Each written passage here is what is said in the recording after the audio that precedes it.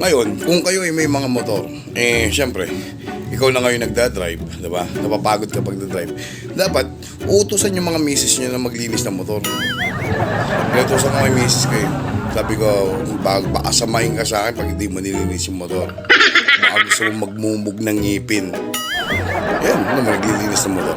Papakita ko sa inyo. Tara, pakita ko sa inyo. Ayan, papakita ko sa inyo. Ayan, makikita nyo.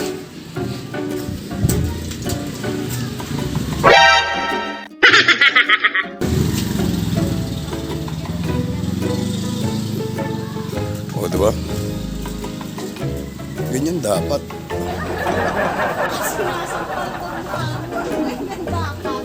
Ano ba yun?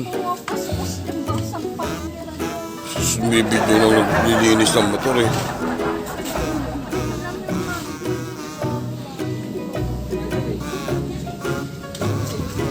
Yan, dito pa.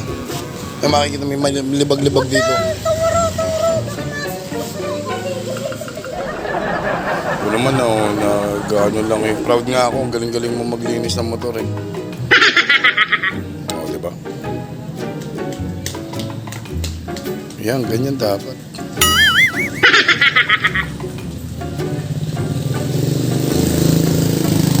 Basahin mo pa ulit, ba mamaya magkagasgas yan.